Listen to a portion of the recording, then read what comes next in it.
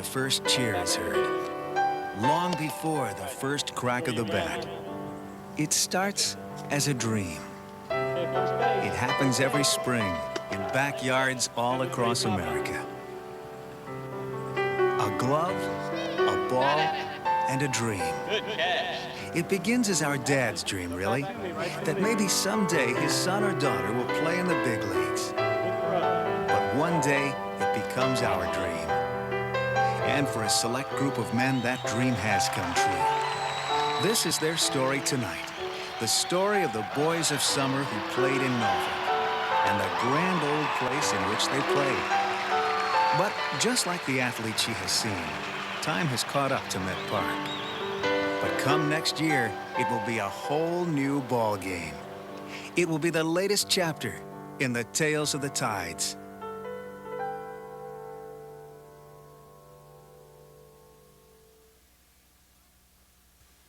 Programming, scorecard.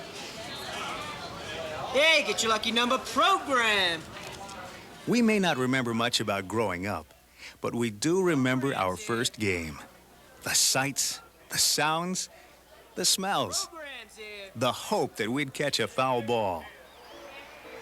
And as we made our way past the vendors and coming closer to the time when we'd get our first glimpse of the field, there were more dreams. Dreams that one day we'd be out there, glove on our hand, number on our back.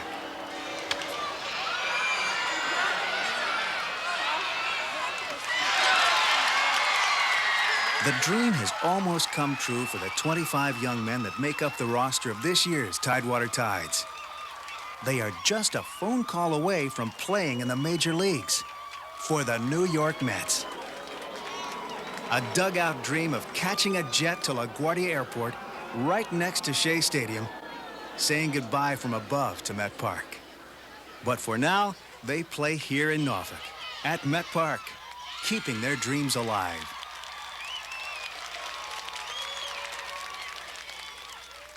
We begin our story in 1955.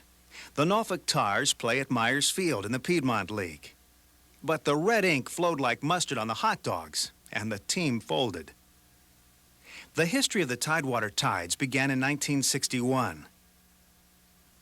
The Tides played AA ball in what is now Frank D. Lawrence Stadium in the South Atlantic League. After a stint in the Carolina League, some local businessmen, with their own dreams, wanted to bring Hampton Roads the best baseball this side of the majors. And their dream came true in 1969, when the New York Mets established their #1 farm team in Norfolk. Tides general manager Dave Rosenfield was there at the beginning. And about that time, we started to talk to the New York Mets about the possibility of them moving their AAA franchise, which was then operating in Jacksonville, Florida, to this area. The International League could contract their circuit, cut down travel for all the clubs, and it was felt very strongly by a lot of people in both the majors and the minors that this would be an area that would be very successful in higher classification baseball. And then negotiations started between the Mets and the city of Norfolk with the idea of building what is now Met Park. The Tidewater Tides moved into Met Park in 1970. Opening night was April 17th. The opponent, the Buffalo Bisons. Virginian Pilot sports editor George McClelland was at that game. Well, the park was not quite finished. It was pretty much done, and it was a very touching game because we were playing Buffalo, managed by Clyde McCullough, who had been the Tides manager in 1969 in Portsmouth while we're waiting for the stadium to be built. And Danny Frisella, who has passed on his reward since, pitched a great game and beat Buffalo 4-1. In the 9th inning, Chuck Hiller, the manager, who's still working for the Mets, came out to the man and wanted to take Danny out of the game, and Danny didn't want to come. They had an argument on the mound. That was, I think that was the thing that made that exciting. During the 23 years Met Park has been home to the Tides, a lot has changed. But a lot has stayed the same, too. You can still buy peanuts and Cracker Jacks, and folks still don't care if they ever get back. But you can have nachos now, too. Sort of an unusual dish at America's game. You can still see kids sorting through their baseball cards, comparing reality to the cardboard version. And in this high-tech world, a little assistance can be seen. You can see the good plays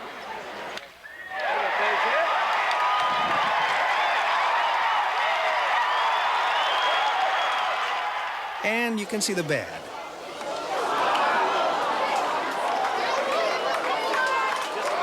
And if you look closely, you can see the sun setting on this grand old lady. Now, 23 may not seem old, but in terms of a stadium, Met Park is getting on in years. A tattered flag stands sentinel over this aging lady. She's seen a lot during her nearly quarter century. Great players have prowled her field. Great managers have prowled her dugouts. There have been great plays. And there have been not-so-great plays. But always the dreams. And they have come true for a number of former Tides. Now New York Mets, who still remember walking into Met Park for the first time. Well, I was impressed. I'd come from a AA in Jackson, and I think here's when you start realizing that you're just one step away from the major leagues. You see the restaurant up there, and it was a neat feeling. It was like you had really moved a step up in classification, which you really did, but it seemed like you were that much closer to New York. And you know, you start realizing at this point that if you can have a good year or a break here and there, you can be up in New York. Being a pitcher and coming to Met Park, you look at the dimensions, of course, when you first get here, and everything seems so big, especially after playing in Huntsville, Alabama, where the park was a little smaller than this. So as a pitcher, you like to see, you know, long center field, long down the lines, and the wind blowing in. First time I walked in this park, I looked out and I thought, this park is huge. And I thought just the alleys out here and the fences, center field was just Death Valley. And you know, but I had a good feeling when I came in here the first time. Nice stands, a nice, beautiful town, beautiful city.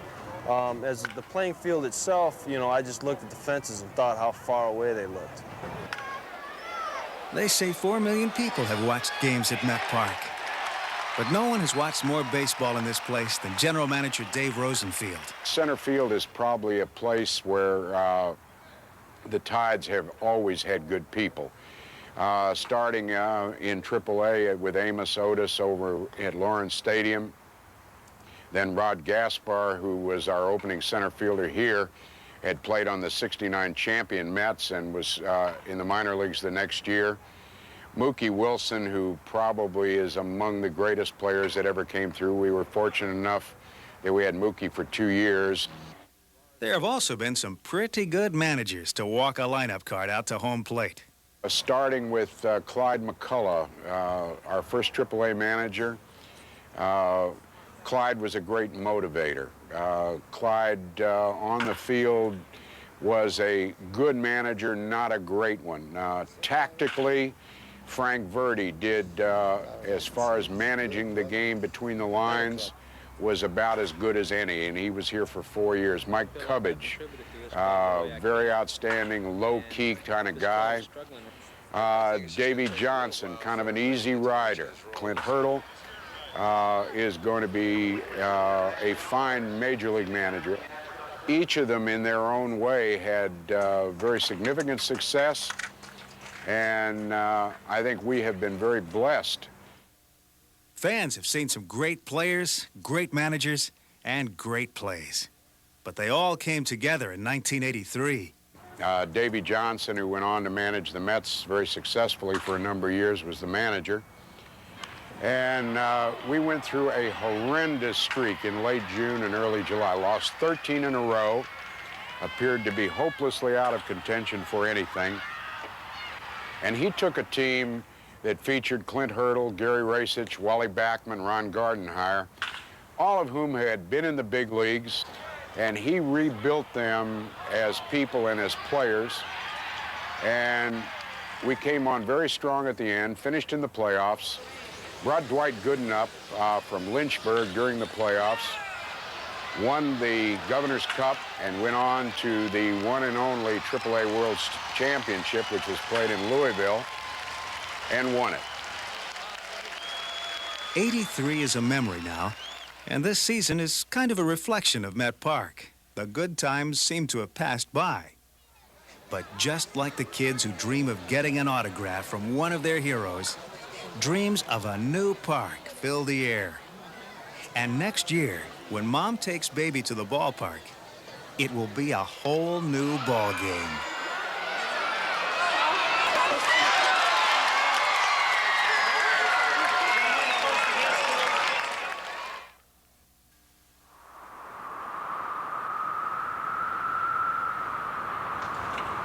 The feeling became very strong both within our organization and the New York Mets that where Met Park was state-of-the-art when it was built, time really has changed so many things in baseball today. Some of the technologies, the videotaping for instruction, weight training, which was totally unheard of in 1969, the expansion of office staffs made everything really about this park very obsolete in training young ball players for New York and in the feasibility of operating a ball club.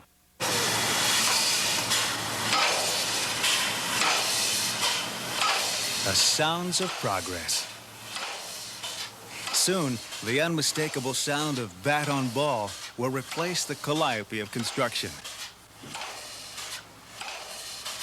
The new field of dreams is in the shadow of downtown Norfolk, a dream fulfilled for city leaders and businessmen. AAA baseball is in no way an embarrassment to an area. There are only going to be 26 AAA clubs, and I think that we should be very proud that we are going to have one of them with a fine organization and a state-of-the-art stadium. Standing like some modern Stonehenge along the banks of the Elizabeth River, by the spring, the new stadium will once again be home to aspiring major leaguers, both on the field and in the stands. I believe the people in Norfolk should be awful excited about the new facility downtown near the waterfront. I know the players are, and I just think it's going to really boost the attendance. And I know that the Tide players that will be there at the present time or in the future are going to enjoy the facility to the utmost. Plans call for a state-of-the-art facility, a ballpark that both the fans and the players can be proud of. A ballpark on the cutting edge. I think this one's been in existence for about 21 years, and it's about time. I think the people deserve it as well as the team and the fans.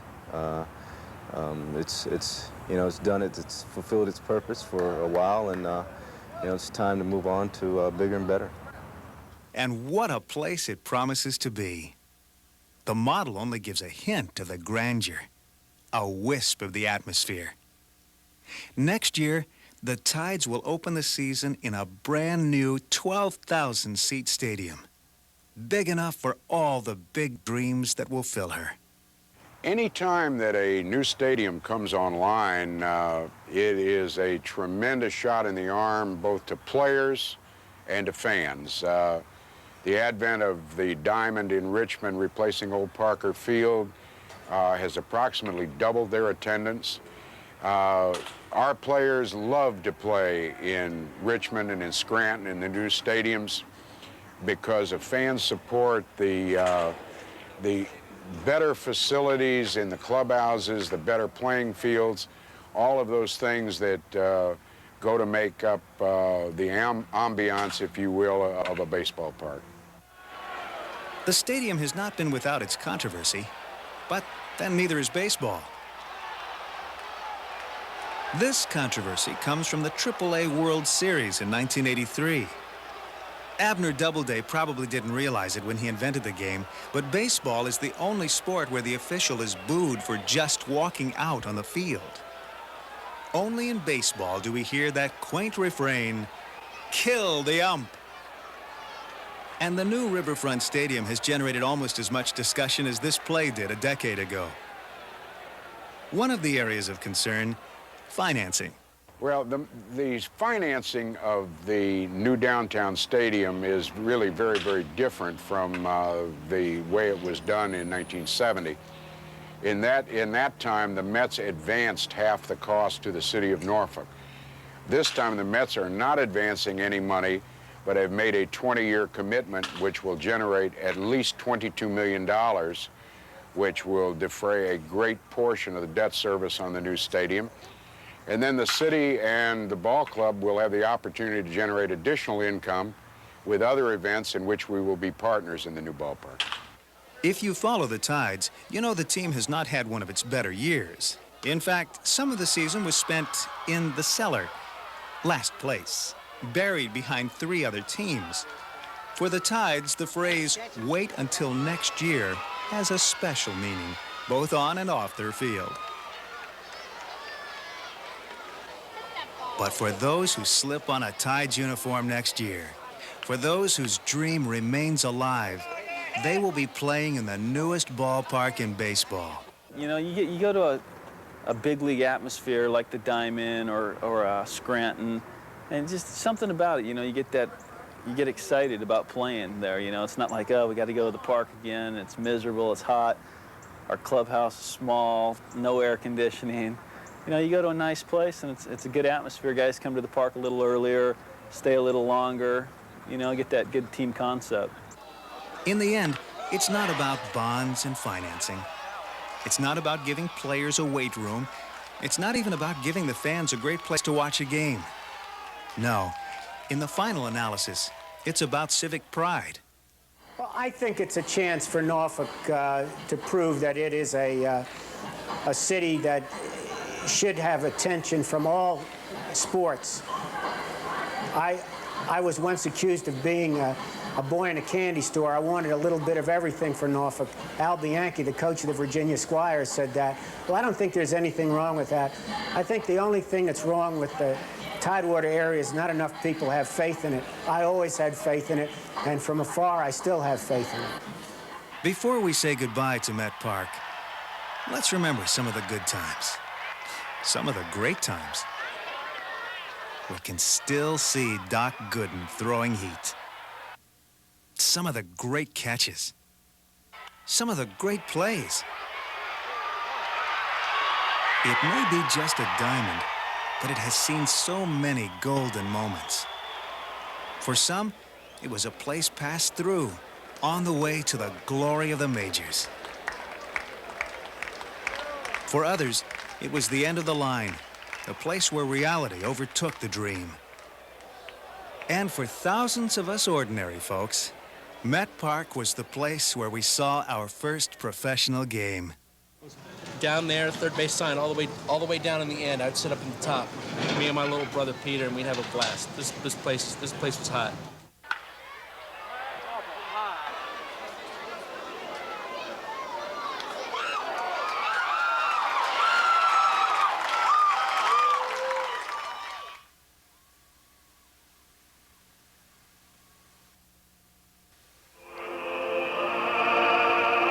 For now, the dreams of the boys of summer are held tight. Coming to the end of the season, there's the possibility several Tides will be called to come and play in New York, making their dream come true. And come next spring, when it's a time of renewal, a time of dreams, Hampton Roads will once again head off to the ballpark, to the hot dogs and hitters, cokes and catchers, to the line drives and dreams that make up America's sport. We will head off to a new stadium, meet some new players and see new fans, but always be surrounded by the same dream, the dream of making it to the big leagues. If not for our sons and daughters, then for the young men out on the field, for the boys of summer who hold the dream dear and who give the rest of us hope that dreams do come true, at the ballpark and in life.